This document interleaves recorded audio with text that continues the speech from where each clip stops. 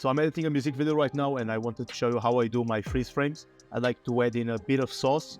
It's nothing crazy, you don't need any plugins, any presets. So we go to this shot.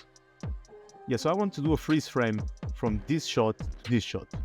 So what should you do first? You should duplicate the layer. Now you go in here, time, freeze frame. So we got our freeze frame. We go to preview, and we are going to go back 10 to 15 frames. Yeah, I'm going to go with 10. Now we go here where the original clip begins, and we cut it, delete it. Okay, so now we have this freeze frame here. So we need to mask it out. So it's fairly simple. You just go to the pen tool. You don't need to be really precise because this is going to be a quick transition, so you can just do some rough edges, it's okay. And boom, we got it. Now we need to animate it so it doesn't look like this because these are the simplest freeze frames there are. So now we gotta animate it. We go to the beginning and first we enable motion blur and we select the 3D layer because it's gonna get a little bit more depth to our freeze frame here. So we're gonna keyframe it to position, scale, X, Y, and Z or rotation, and now we just play around with it. You can make it bigger, you can make it smaller, you can make it turn around. Yeah, nice autosave, bro. Yeah, if you're beginning in After Effects, you should have a lot of autosaves because this shit crashes like all the time. So I put it like this, no problem.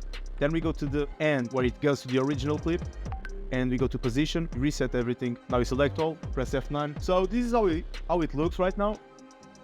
Yeah, it's clean, it's decent, but I think we can make it better now. So we have a background here. So one thing that we can do now is this clip to which we transition to, we can make it a little bit longer. So now it looks weird. You're like, what is this? I didn't sign up for this shit. You go here, go to transform, and do an opacity keyframe.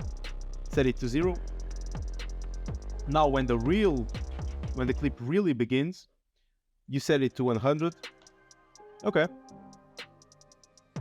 And now we'll do the same to the background clip, but the other way around. So we started at 100 and end with 0.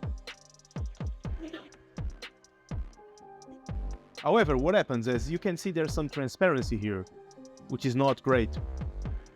So what we should do is duplicate the background layer and have no keyframes. For opacity, it's 100. Just make sure to F9 these keyframes here, so it looks a little bit cleaner. And okay, let's see how it is right now. Okay, so now it looks a little bit smoother. Okay, it's better than the other one.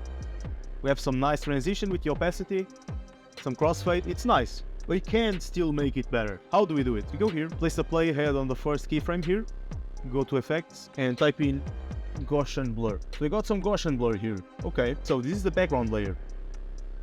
So we start with the blurriness at 0, and in the end of the keyframe, let's put it at around 60. Make sure to F9 those. Alright. And now it's the same thing with the opacity. This clip here, we're gonna do the other way around. It starts really blurry and ends with no blur at all. So let's go. So let's start it at 60. End it at 0. Again, make sure to F9 those. And now let's see how it ends up. Okay, so let's see. Yeah, it's way cleaner now. It's way cleaner now. You might be not noticing much of a difference, but these small details are what makes a music video great. Music video or any video, it's just clean. It's just crossfades with some Gaussian blur. You don't need presets, you don't need plugins, you don't need anything. It's all After Effects native, and you can also play around with freeze frames with other effects, some distortions, which I'll make on another video. But yeah, man, I'll just play one more time and that's it.